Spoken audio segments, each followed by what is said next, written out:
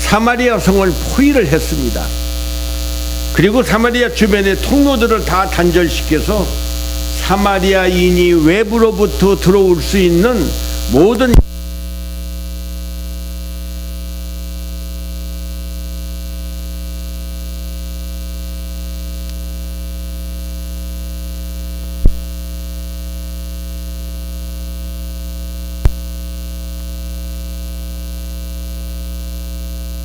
이스라엘의 왕에게 나왔습니다.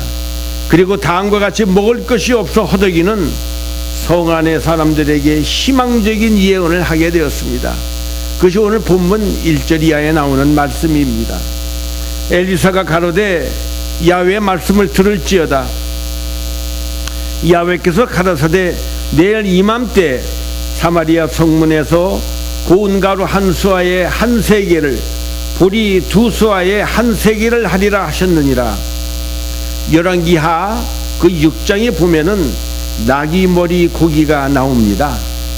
이 나귀머리는 율법으로 금지되어 있을 뿐만 아니라 맛도 없고 영양가도 별로 없어가지고 평상시에는 먹을 수 있는 그런 고기가 아니었습니다. 그러나 너무 먹을 것이 없었기 때문에 이런 나귀머리 하나가 일반 노동자가 4일을 일해야 얻을 수 있는 품삯에 해당하는 은 80세겔에 팔리고 있었다는 것입니다. 심지어 배가 고파 시달리지 못한 여인들은 자기들의 어린아이를 삶아 먹기까지 하였습니다. 이런 급박한 상황에서 곡식이 이처럼 싸게 매매될 수 있다는 엘리야 선지자의 예언은 이만저만한 희소식이 아닐 수가 없었습니다. 선지자 엘리사는 먹을 것이 없어 허덕이는 이스라엘 민족에게 희망적인 예언을 한 것입니다. 사실 이 말은 사마리아 성의 포위가 해제될 것을 예언하고 있는 말씀이기도 하는 것입니다. 그러나 왕의 측근자인 보좌관은 엘리사의 예언을 묵살하여 버리고 말았습니다. 2절이죠. 야훼께서 하늘에 창을 대신들 어찌 이런 일이 있으리요. 하나님께서 노아 홍수대처럼 하늘에 창을 여시고 비 대신 곡식을 소나기처럼 쏟아내리신들 이와 같은 일이 일어날 수 있겠냐고 하나님의 예언을 극히 부정적으로 몰아넣어 버렸습니다. 하나님께서 하늘의 문을 여시면 복이 쌓을 곳이 없도록 부어주십니다. 아멘입니까? 그 말씀이 말라기야 3장 10절에 나옵니다. 만군의 야훼가 이르노라. 너희의 온전한 10의 1조를 창고에 들여 나의 집에 양식이 있게 하고 그것으로 나를 시험하여 내가 하늘 문을 열고 너에게 복을 쌓을 것이 없도록 붙지 아니하나 보라. 11조를 주 안에서 믿음으로 드리고 진심으로 순종하면 놀라운 복이 주어집니다. 하나님께서는 이 복을 시험해 보라고 하십니다.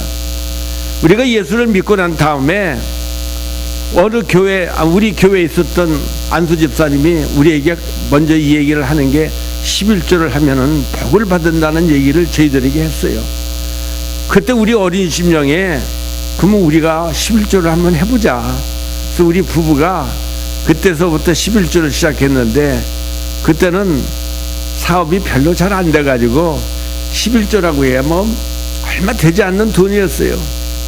그런데 저희들은 거기에다가 모든 것을 다 걸었습니다. 온전한 11조를 드렸고 은행에서 들어오는 예금 이자 요만큼 나오는 것도 그것도 11조를 드렸고 저희 집 사람이 베이비시팅에서 그 얻은 돈도 그것도 일부를 10의 1조를 드렸고 그래서 저희들은 의지할 것은 요 11조밖에 없다. 그래가지고 사모님이 그때 저를 보니까 도대체 믿지를 못하겠더래요. 남자가 됐는데 능력도 없고 그래서 믿을 수 있는 건 이 말라기 3장에 나오는 하나님의 말씀밖에 없다고 그래서 우리가 그때 온전히 11조를 드렸어요. 그랬더니 하나님이 하늘의 문을 여시고 우리들의 인생에 큰 복을 부어주신 저희들이 산 증인인 것입니다. 11조를 온전히 드리면 하늘 문이 열리고 복을 쌓을 것이 없도록 부어주시겠다고 하나님이 약속을 하십니다. 구체적으로 황충을 금해 주십니다. 아니 여러분, 10만 불을 벌면 무슨 소용이 있습니까? 15만 불이 나가면 5만 불 적자가 아닙니까? 이렇게 하나님이 황충을 금하여 주시고 토지 소산을 멸하지 않게 하십니다.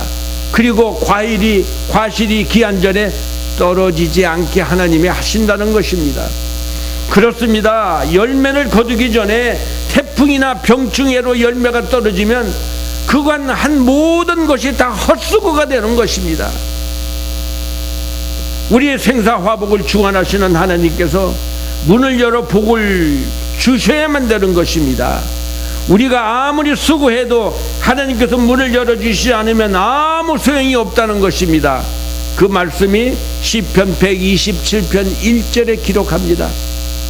야훼께서 집을 세우지 아니하시면 세우는 자의 수고가 헛되며 야훼께서 성을 지키지 아니하시면 파수꾼이 깨어 있음이 헛되도다. 왜 왕의 보좌관이 엘리사 선지자의 예언을 신뢰하지 못했습니까? 그들은 눈에 보이는 것만 집착하여 살아온 사람들입니다.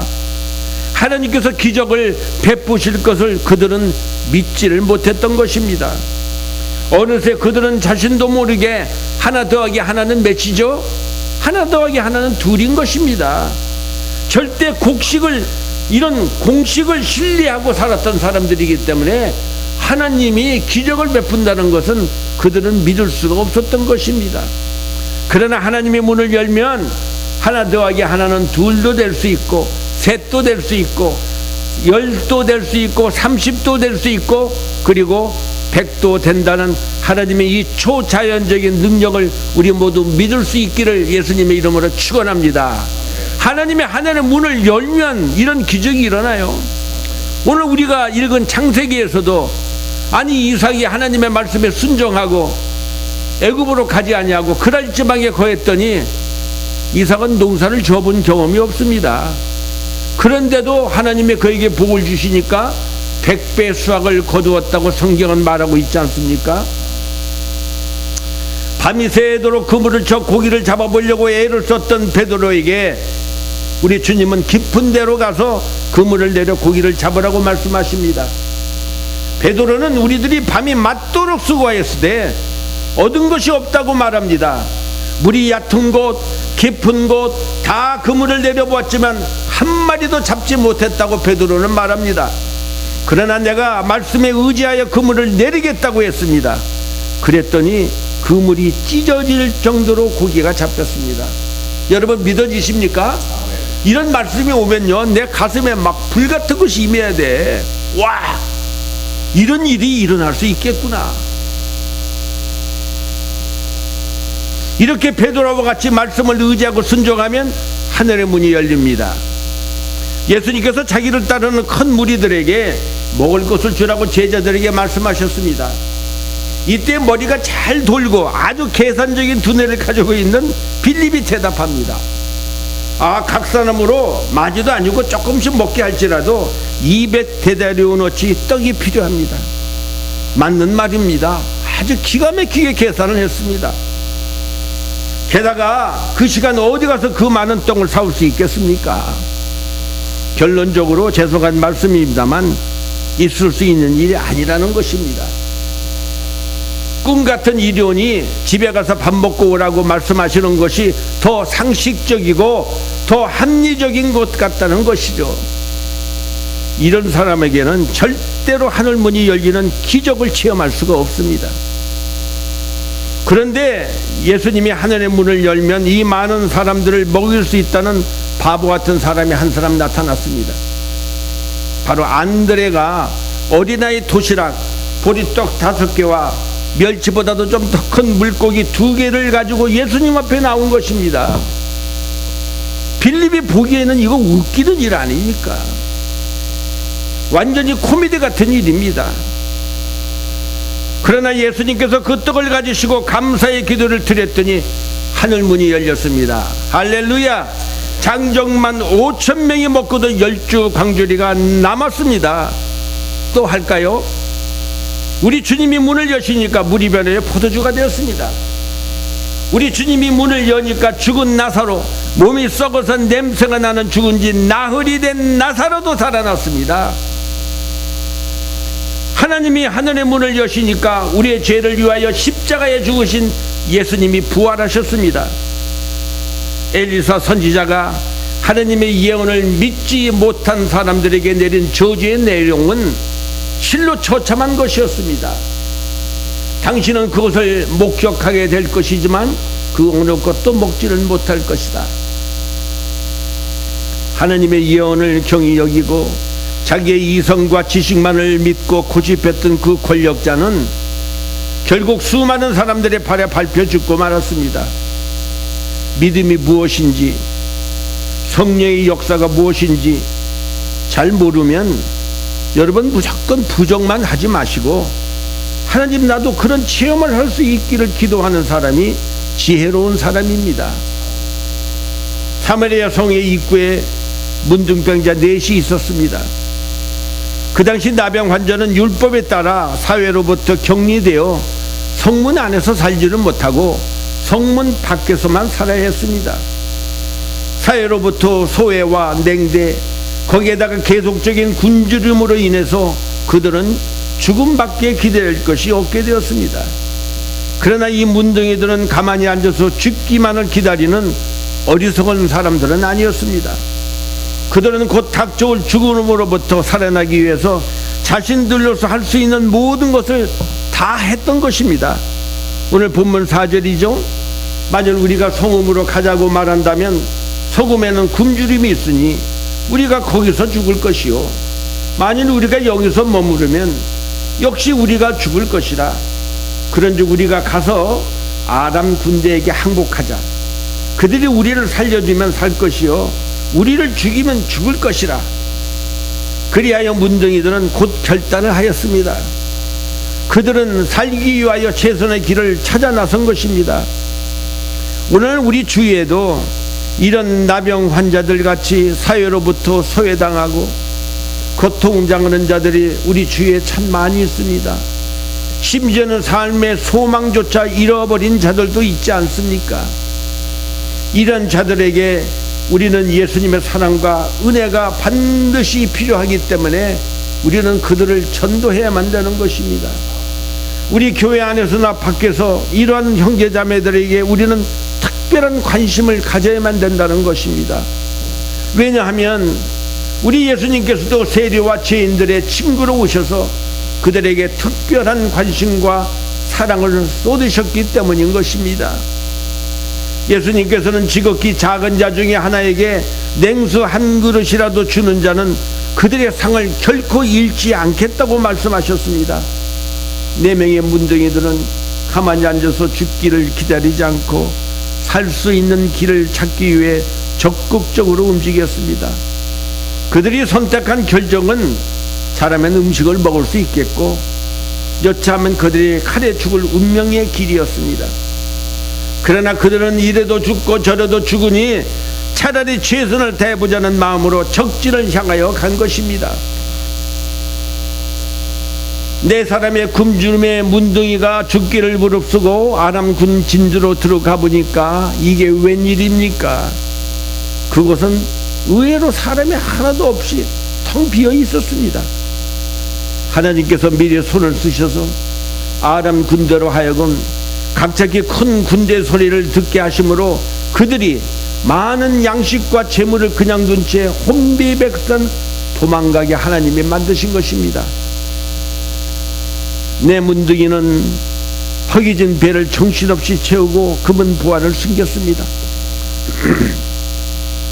그리고 나서 자신들의 행위가 옳지 못함을 깨닫고 이 놀라운 해군의 소식을 전하리라 마음먹고 왕궁으로 달려가서 성문지기에게 그들의 본 광경을 낱낱이 전하게 되었습니다.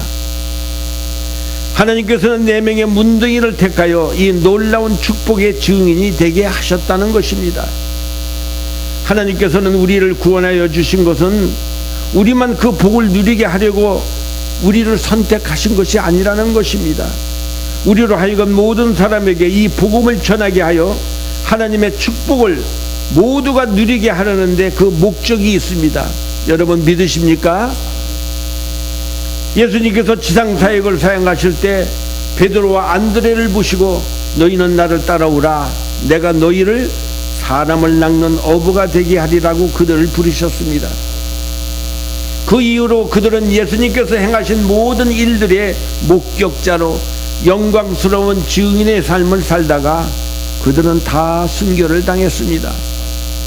사도 바울도 하나님께서 자기를 부르셨다는 확실한 소명의식을 가지고 일생을 보낸 사람입니다. 자신의 서도직은 사람에게서 난 것도 아니요 사람으로 말미암은 것도 아니요 오직 하나님 아버지로 말미암은 것이라고 그는 이렇게 못 박아 말을 했습니다. 우리들도 하나님의 나라와 그 의를 위하여 정의로 선택받은 자들임을 우리는 기억해야 합니다. 하나님께서는 요나에게 아수르의 수도 니느웨로 가서 회개를 촉구하라고 말씀하셨습니다. 그런데 요나는 하나님의 말씀에 불순종을 했습니다. 하나님의 부르심을 피해보려고 도망다닌 사람이 바로 요나입니다. 그러나 끝까지 고집부르다가 그는 결국 하나님의 붙들림에 굴복하고 말았습니다. 예수님의 12 제자들은 모두 망설이지 않고 부르심에 따랐습니다.